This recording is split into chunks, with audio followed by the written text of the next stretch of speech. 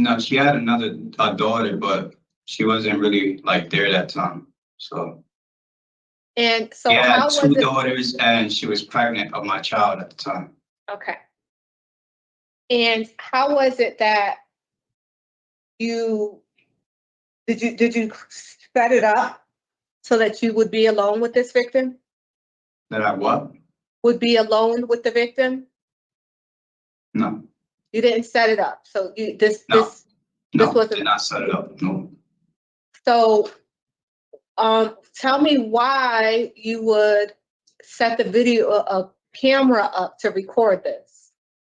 because I was, like I said, I was smoking, and I started hallucinating, thinking that it was someone else, and it wasn't. So you recorded yourself with your girlfriend?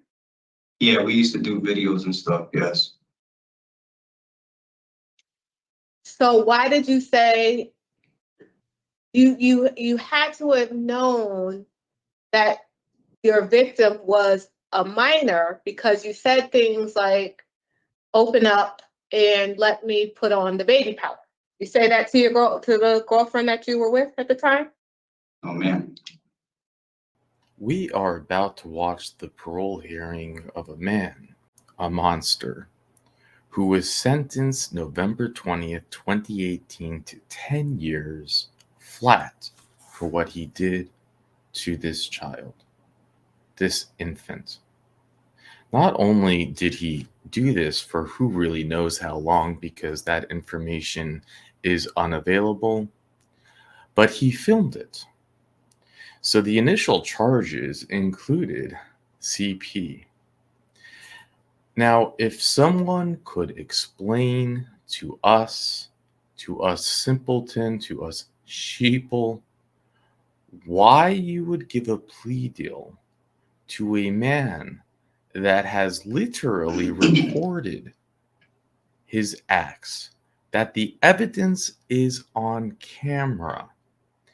Explain to me why, DA, you would give a plea deal. But here we are. The plea deal has been given, and now he has a chance for parole after being given just a 10-year sentence. Do you think that the parole board will grant parole? Will they come up with some sort of reason or excuse or logic that, of course, us without our PhDs, us not in the government, couldn't possibly understand? Well, let's find out. This hearing is being conducted in consideration for parole application for Emanuel Resto 397513. He is serving a sentence of 20 years execution suspended after 10 years with 15 years of probation with sexual assault first degree. As of today, records reflect the date of March 7th, 2025. There is no victim input in this case. There is an offender accountability plan for the offender. It has been reviewed and shows the offender has completed the following programs: coping skills, anger management, individual therapy, social skills, short-term sex treatment, and dual recovery. Utilizing a statewide collaborative offender risk evaluation system scores, the offender's overall score for recidivity falls in the low range. This is your opportunity to express to the board why you believe you should be granted parole. Thank you again. I'm sorry, Officer Williams. He has a sex assault, so can you just, according to, you have his risk score for recidivity with sex score? Like a static 99 radar has a moderate slash. And the exo it's 10. Thank you very much. Okay, sir, tell us why you think you deserve parole. Okay. I wrote it down, so can I read you what I have, please? You absolutely may. Thank you. Okay, thank you. I want to say first thing first is I want to say thank you for giving me the time in the day to see me today for parole, and God bless. I want to tell you that if I'm granted parole today, it will be the best thing that has ever happened to me in the last 8 years. In the last 8 years, I have bettered myself to be a man I am today. My attitude, my patience, and the way I carry myself is better than how I came in 2016. I know what I've done was not okay, and I take full responsibility for my actions. And I pray every day that my victim is okay and healthy, and this incident didn't affect them. I know what I did isn't okay. I live with that guilt, and I live with it every night. My mind went blank that day when I smoked that weed that I wasn't supposed to smoke, and it was laced with other drugs, and I never knew it was. And it cost 8 years of my life being in here. And it wasn't easy for me at all. There'd be times I didn't sleep or eat because I was worried about defending myself. When I was home, I had a job. I was doing carpentry, landscaping, and construction. I always worked. So my boss had recently texted my mother and told her that once I'm home, I'm able to go back to work. But I don't know how, I said, I don't know how I'll be able to work if I'm back on parole. I've never been on parole before and never was committed for a crime or doing time in jail. But I would love to go back to work and do what I do best, work and support my family. Once I'm home, I want to go to therapy and talk to someone so I can talk and get the help that I would need to keep bettering myself and to keep bettering myself. My support system is my mother and my fiance. They've been here through my home incarceration. I know that I'm going to be good when I go home because I don't want to be back in here ever again. Plus, I have suspended time and I got probation. I want to be able to work and be with my kids once again. I get visits and phone calls with them and pictures of them, so I'm still able to be active in their life. I want to be the father to them because I'm an amazing father to my 3 kids. This was a slip up in my life that I never meant to hurt anyone, and someone got hurt because of my actions. I always take full responsibilities for my actions, and that person they complained me to be was a mistake because I am a really good, loving person. Being in jail opened my eyes on life, that never take life for granted or anyone. If you guys want to place me on house arrest for the rest of my time I got left till I start probation time, I understand. It won't bother me at all because I'll be home with my family. Once I'm home, you guys won't have to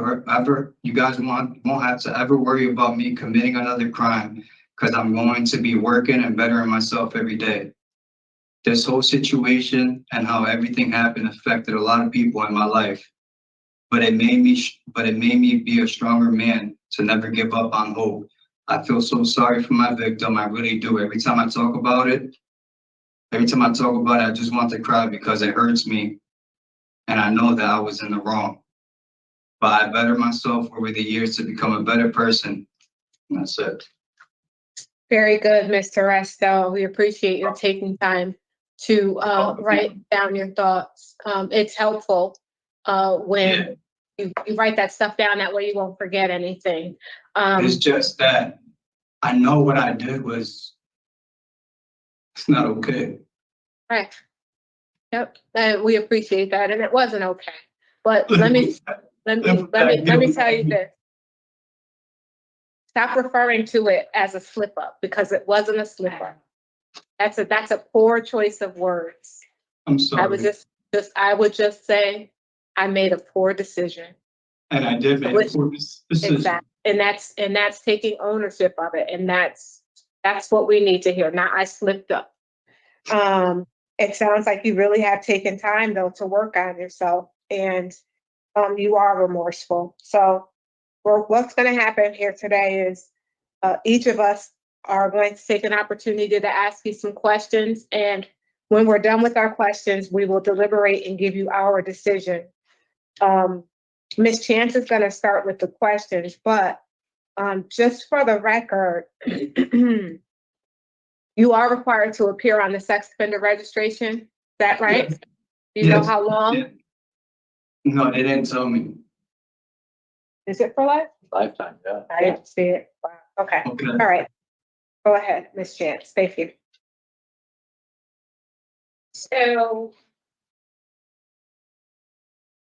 glad to hear, Mr. Resto, that you took time to write down what it is that you wanted to say, and that it included accepting responsibility for what you did. Yes, And I agree with the chair when she said to you, do not say it's a slip up, okay. okay? It wasn't a slip up.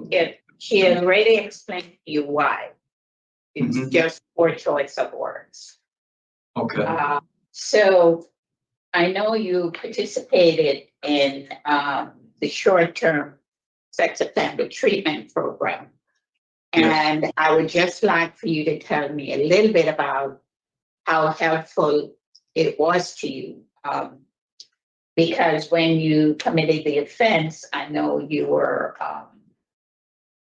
smoking PCP and a couple other things. and like I said, when I smoked, I didn't know that was in there, and that program had really helped me so much to open my eyes and to accept that what happened, I accepted what happened when I started doing that program, and it's hard for me to talk about it, because because I'm a father myself, my daughter's 12 years old, and it's like, it hurt me over the years. For so long, it hurt over the years for what I did.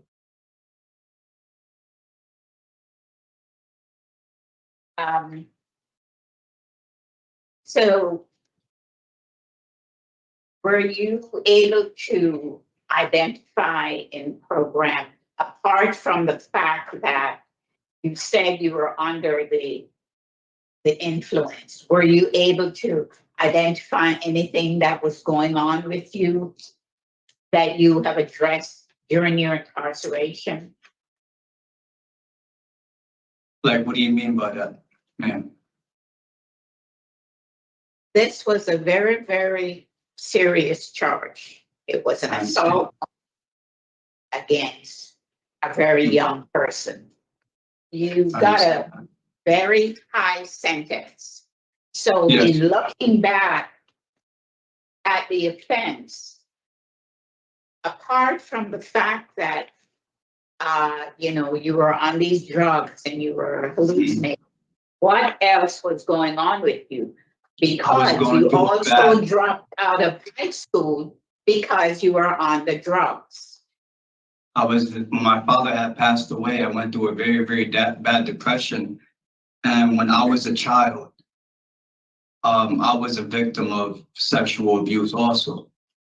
So that played for me being on and going to the clinic and therapy and everything. And then once I stopped taking medication and everything, I resolved into like smoking weed and drinking.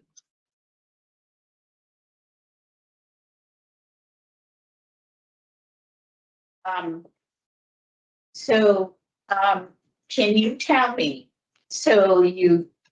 if you're to go back in the community, what do you see are your risk factors that would, that you can identify, and what would you do so that this doesn't happen again? My risk factor is not hanging out with the same people that I used to hang with. And all I could do is just work now, how I used to work, and support my family and stay away from the negative people that was always around me, that was always passing me weed to smoke and drink. But what made you smoke and drink and do all those Because things? I was always stressed out. I was going through depression, and I didn't have my medication or none of that. So I resolved into drinking and partying and everything.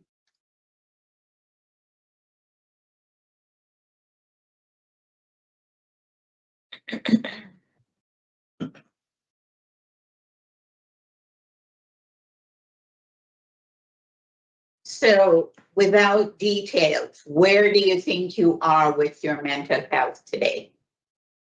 It's way You better. resolve that? Just a Yes. yes or no? Yes.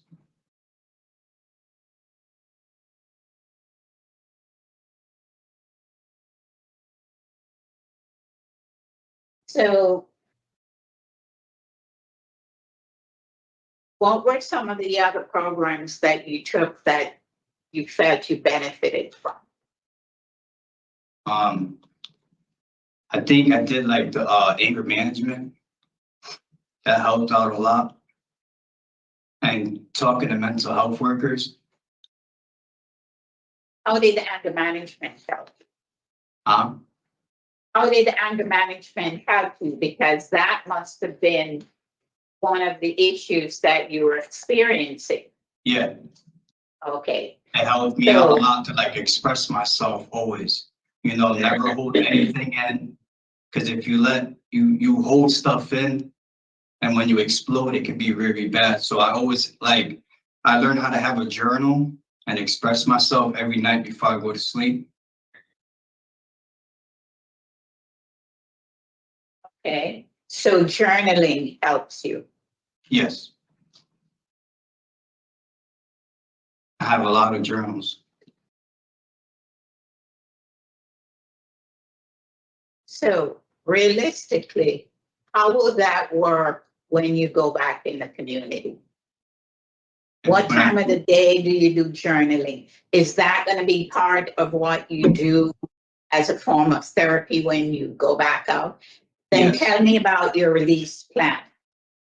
It's okay. So every night, like I usually do, like, you know, and I wake up, you know, I start my day, you know, I work out, I start drawing. Then once nighttime hits around, I think you 10, 11. misunderstood the question, Mr. Resto. She asked you oh, what's your, when I'm gonna go back in the community, What is your release plan? my release plan is going back to work, going to therapy, and I'm gonna try to go back to Wheeler Clinic and get back on my medication for my depression to keep bettering myself.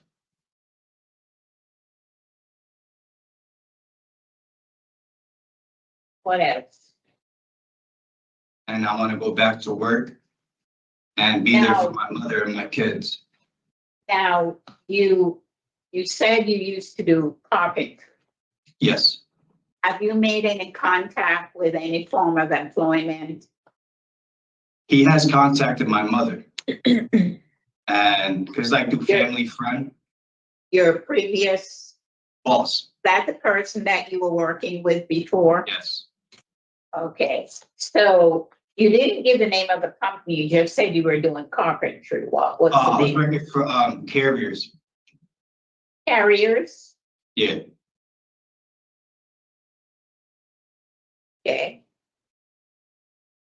Now, I read somewhere, I'm glad to hear that you truly want to go back and work, because one of the issues that I know your mom had with you is that you were not working, you didn't want to go to work. Mm-hmm. So she was financially taking care of you. Yeah. So now you feel that you're ready to accept the responsibility of employment. Yep. And you are going to participate in your counseling and compliance. Yes, Did you ever have a problem with alcohol? not really, nah. It was just usually smoking a lot of weed. Sometimes like in the weekends I'll sniff a little bit of coke, you know, that's it. I wasn't really a drinker like that. Okay, so what are you going to do for your substance abuse? Substance abuse, I'm not gonna do anything. Like I don't wanna go back to smoking, you know, like Well, I'm trying you to know, cope. that's you have a drug score of 4. Yeah, So it seems that you have to do something there. yeah. Would you Probably say? go like to NA classes, just keep staying clean. You know, that's part of like doing my therapy stuff and everything.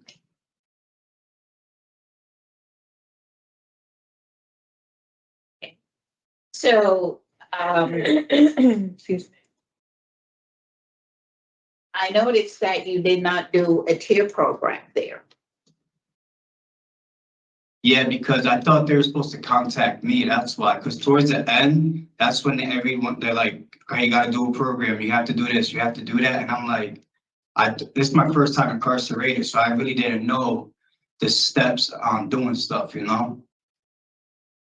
But for me, it's important, you know, if you didn't do a tier program there with such a high drug score, Mhm. it would behoove you to follow through with some outpatient treatment. Okay. Because the fact of the matter is, you know, you're incarcerated there, so you may feel a little restricted. You don't know Yeah. what you would do if you had an urge or a craving. Mhm. But it's important to have a plan for when you go back in the community. Okay. So the place where you're thinking of going for your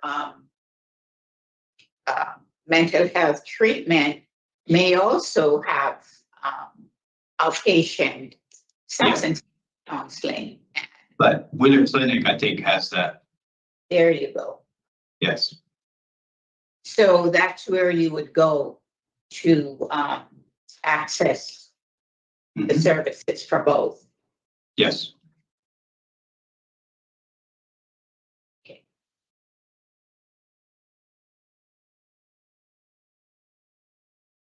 So for you, the most important thing about the short-term sex offender program that you took is the fact that each day you had to do journaling, and I found that very helpful. Mhm. Yes, it helps a lot.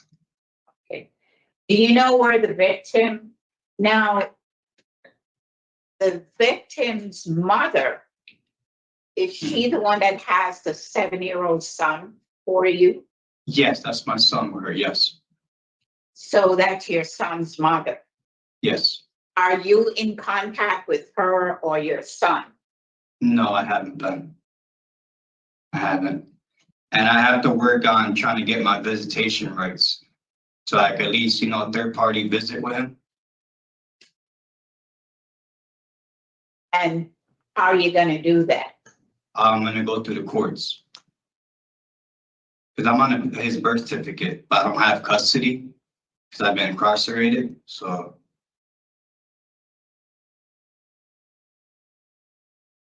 Okay. Mhm. All right, Mr. Resto, I don't have any further questions for you. Thank you for answering mine. Madam thank Chair. you. Thank you. Ms. Chance. Mr. Resto, you know, I'm having some issues with some of the things that you're saying. Ms. Chance was asking you about your substance abuse, and you said you didn't really drink, but in your opening statement, you said that you were smoking marijuana and drinking heavily. And it was because you were not taking your medication. Mhm. And I also heard you express remorse for your actions in this offense. And you blamed your action primarily on the fact that you were under the influence. Excuse me. So that's a little contradictory. Yes. So I'm not understanding. Were you drinking heavily or were you not? I didn't really drink that much. I was a heavy smoker. And so let's talk a little bit about the offense. So how was it that you were alone with this victim? Because her mother used to go to work. Her mother would work, and she was the only child at that time? No, she had a daughter, but she wasn't really like there that time. So And so she had how was two it? daughters, and she was pregnant of my child at the time. Okay. And how was it that did you set it up so that you would be alone with this victim? That I what? Would be alone with the victim? No, You didn't set it up. So this no, wasn't. did not set it up. No. So tell me why you would set the video, a camera up to record this. Because I was, like I said, I was smoking and I started hallucinating, thinking that it was someone else and it wasn't.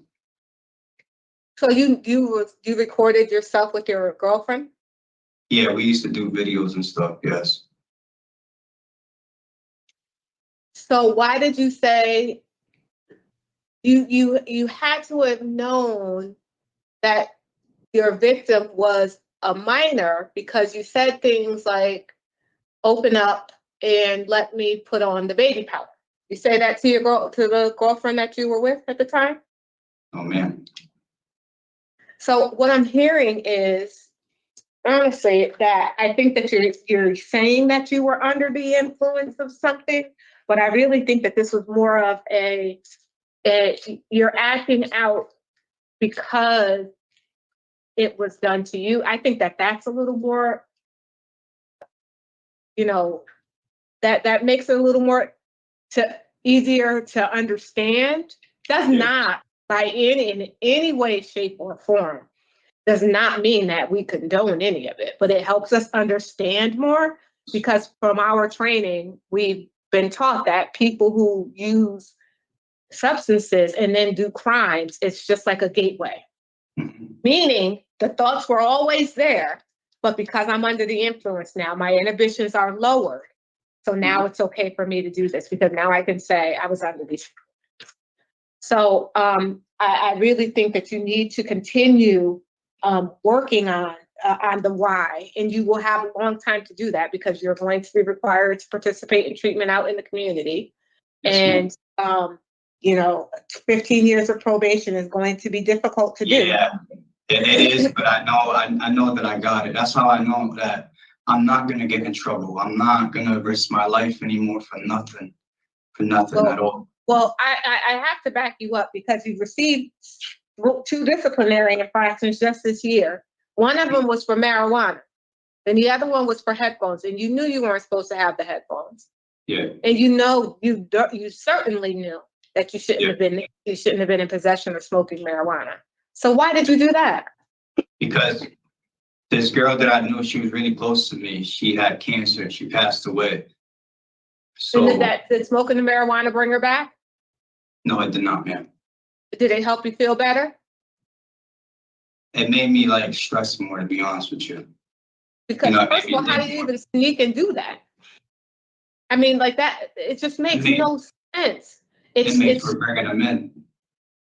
It's just ridiculousness.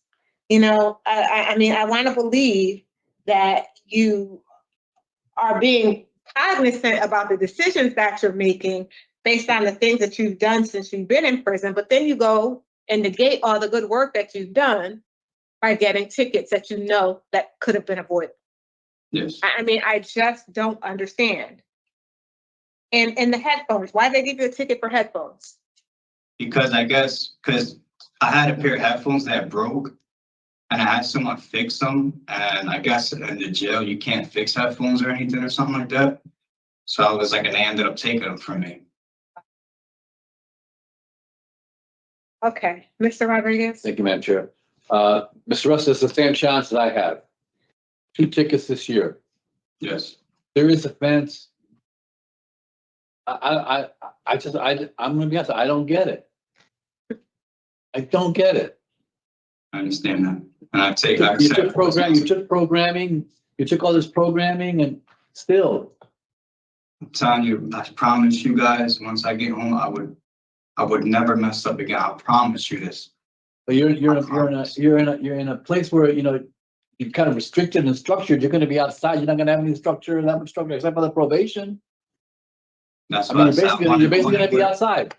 I want to go to Willie Clinic and get back on my. If you want to place me on house arrest, I'll be on house arrest for the rest of my time. I promise you, I'm not gonna get in trouble. I have to be honest with you. I'm really very challenged today with this situation, especially based on the offense. Mhm.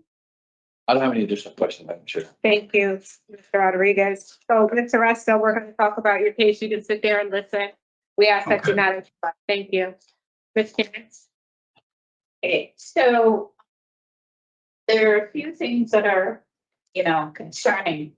for me, most importantly, the fact that he has a drug score of 4, he has not taken a substance abuse problem. And from what I read in the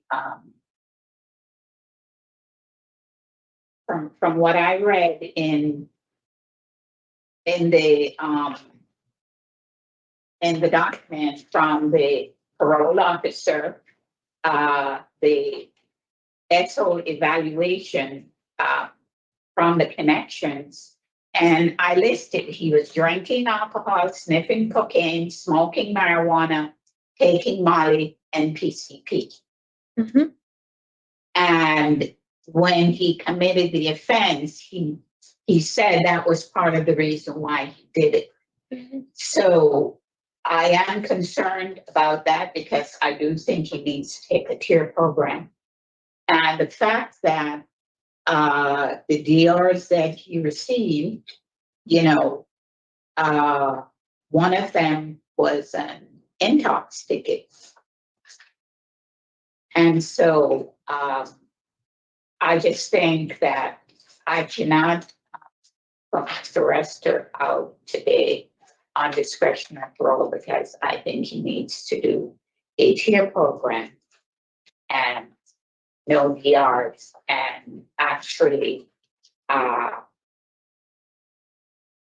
write out a good relapse prevention plan. Thank you, Ms. Chance. I understand your position, and I would agree that a tier program would be appropriate. But I can't shake the feeling that Mr. Resto said that he was doing these drugs to substantiate his behavior with this the inappropriate behavior with this minor child. He's grasping at, he's trying to make an excuse, so to speak. I'm not going to say that he didn't smoke. I'm not going to say that, but I'm going to say that the true reason why he committed this offense was not because he was under the influence. And I think that that's what he really needs to try to focus on. And he says that he's going to do that when he's out in the community by going to Wheeler's Clinic, by continuing his treatment in the community. And I really think that the treatment out in the community under the supervision of Parole and Community Services will provide that extra cushion of support before he starts his probation, because he has a long way to go. Good. And I don't like the disciplinary infractions and I don't condone them. However, he's not going to even be released out into the community until his eligibility date if we grant him parole in March. So he has all that time to work on himself, improve himself, and not get any disciplinary infractions, because if he does, then he would obviously forfeit any chance of parole. So for me today, I would support his discretionary parole. And I say that because he's taken the appropriate programs. He has not taken a tier. Would he benefit from a tier? Absolutely. But that's just a crutch that he's using. And I think that the real work is going to begin when he walks out of those prison doors. He's already in the good habit of journaling. And that's going to help him comb through some of the things that he's experienced as a child. And hopefully he'll be able to finish the rest of the sentence successfully and not committing more sex crimes. So that's where I am. I really think that he would benefit from discretionary parole. That's the reason why I would vote to grant. Mr. Rodriguez. Thank you, Madam Chair. I've heard both of my colleagues this morning. And it is kind of difficult because he has taken the program, as you very well pointed out, Madam Chair. He's taken, quite a bit of programming, as a matter of fact. He did not take for me, I agree with my colleague. I remember He could take a voices, he could take a tier. There's some other program that I think he could still take that would be beneficial for him. I think there's still some things that he needs to come to grips with that he hasn't really gotten there yet. And again, that's not to reflect on the fact that he has taken some programs. So I am not in agreement with discretionary parole today. I would consider bringing him back. Like, he could take some additional programming. At some point, he's got till 2026. And I think it would only be more helpful for him. I think he really, I think he acknowledged that he probably still needs some help along the way, because he wants to continue that therapy outside. He's acknowledging that he does need some ongoing help. And that's kind of where I'm at today. So I can understand that. And when would you like me to come back? Wow. I personally wanted to give him 9 months to a year. I was fine with 9 months. I was going to say 9 months, but I'm good with a year too, to be honest with you. I'm good with that. I want to make sure he's successful when he's on the outside. He wants to be back with his family. He wants to be an example for his family. And I think this is the way for him to set an example for his family. So you want to do September of 2025, or do you want to do June of 9 months would be June? I can do the 9 months. June of 2025. June 2025. And you want inadequate program participation? Yeah. Anything else? Was he on probation? Or institutional He adjustment? was on probation when he did this. And for institution. I'll just do the two since we're having them come back. Just support the poor institutional adjustment because of the tickets that he's received. Right. And inadequate program participation. And then we'll have them come back in June of 2025. With regard to Emanuel Resto 397513, I move that his discretionary parole be denied as at this time based on his inadequate program participation and his poor institutional adjustment with the disciplinary infractions that he's received. I further move to rehear him in June of 2025, at which time he should have completed any successful programs, any positive programs, available to him. We would love to see a tier program and maybe even a voices if you can prior to that time, and receive no additional disciplinary infractions. Did I say everything? Yeah. Is there a second? Second. All in favor? Aye. All those opposed? The record will reflect that I am in favor of releasing Mr. Resto at his eligibility date. So Mr. Resto, you'll receive all of this in writing, sir. Keep working on yourself. You have, I know that you would benefit from being out in the community on parole, but my colleagues want you to do some more work, prove yourself. What about, excuse so that me, they can, go ahead. what about if you just parole me to a halfway house, please? That's all I ask, please. Well, you're not eligible for parole until March. And so they just gave you an additional 3 months on top of that. So go back there and do all that you can, sir. Take advantage of the time, All right, good luck to you.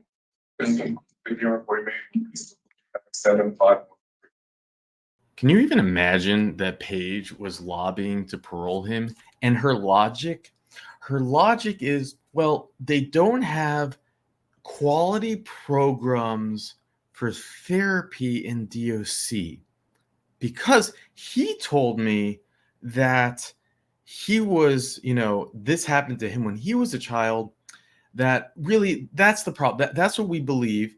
And it's that he needs to get to the root cause of that in therapy, and everything will be okay. So let's release him.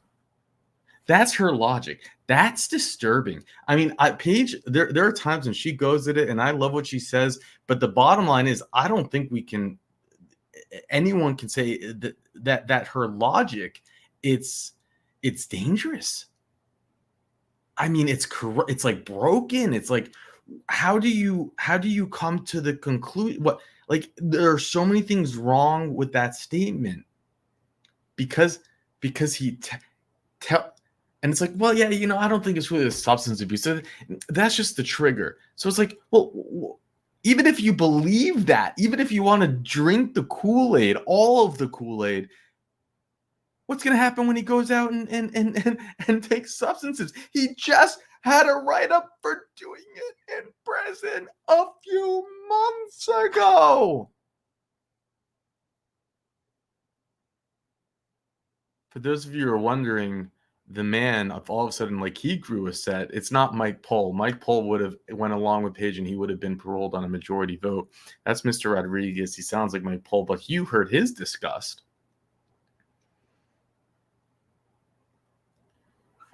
The stuff when you listen to these parole hearings, for me, it makes me feel like I'm going crazy. I mean, you heard he's been locked up for 8 years on a 10-year sentence, 10 years suspended. Now that's a lot. Like in Connecticut, we're used to nothing sentences, and I guess it's because again he filmed it. They were holding the royal flush. He has lifetime registry, thank God. Although that he was talking about going back to his kids, all 3 of them, the woman's still with him. Like they never said anything about not doing that, but whatever. And he, in his speech, I mean, there's nothing about the victim. There's nothing. How did they not get at him about that? How did they not say, like, do you know what you did? There's no details. The first, what he's charged for is sexual assault 1st degree. So he's lifetime registry. He did it in 2018, 10-year sentence, 10 years suspended. And for someone under the age of 12. I'm guessing it was 3 or 4 years old, if he's probably even younger, because changing diapers 2, 3. He's filming it. He actually makes an excuse in this parole hearing. Yeah, I was so messed up. I smoked pot and there was something laced in it, and I thought it was my fiance. It's like, you mother effer, like, yeah, are you freaking kidding me? And they like, and then the parole board's like, yeah, I don't think that's possible because why did you film it and why did you talk about baby powder? It's like, yeah, like, oh well, yeah, and his response is, we always film stuff, me and my fiance. Why did they not just rail into him? Why did they not say, you, sir, are you have problems? The idea that he even had, in Louisiana, they changed, we watched them progress. And it used to be you could get parole.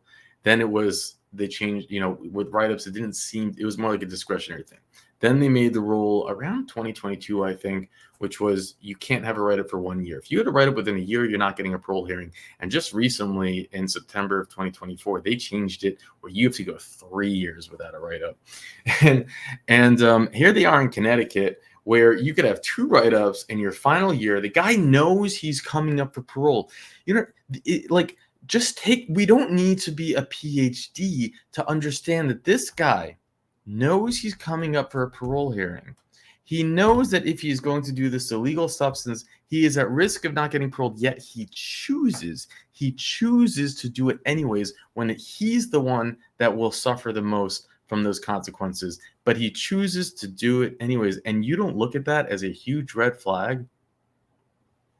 As someone who is put in charge of protecting our communities and children, that you are actually lobbying for him to get parole because it will get him a therapy that he can't get in DOC. It's just ridiculous. It's insane. It's madness. Now, his full term date is 2026 anyways. They gave him basically a 3-month sanction, which is, he can't get paroled anyways till March. They're going to let him come back 3 months past his parole date to basically just not get write-ups, and they'll probably parole him. We'll play that here again.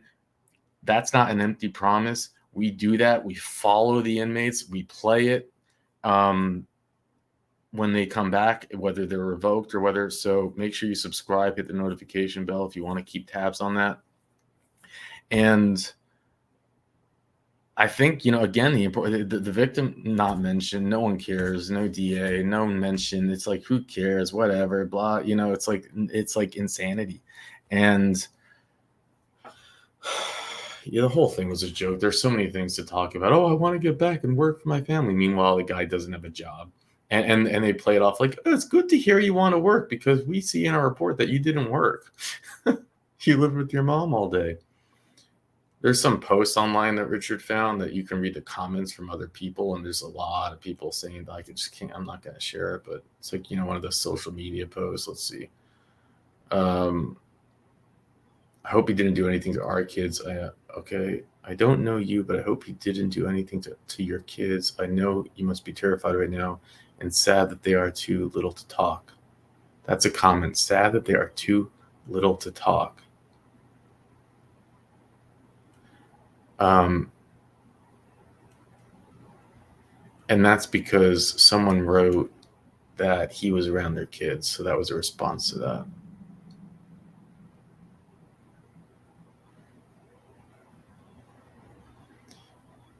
And someone wrote, we just saw him outside the hospital licking whatever was off the ground at Hartford. Yeah, the guy doesn't have a problem, though. Just some marijuana, right? Oh my God, I saw him a few hours ago at downtown talking to a crackhead, someone wrote.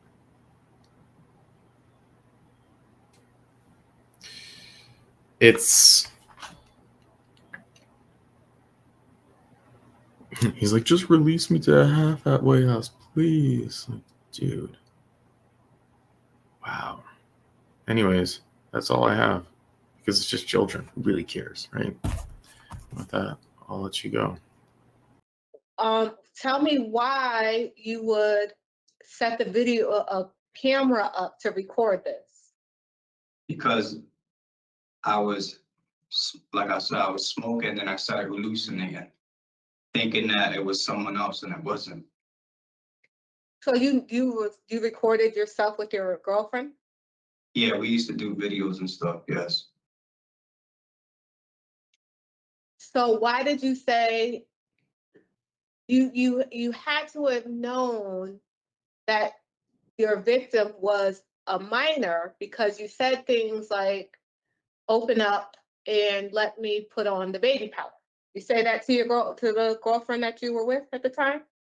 Oh, man.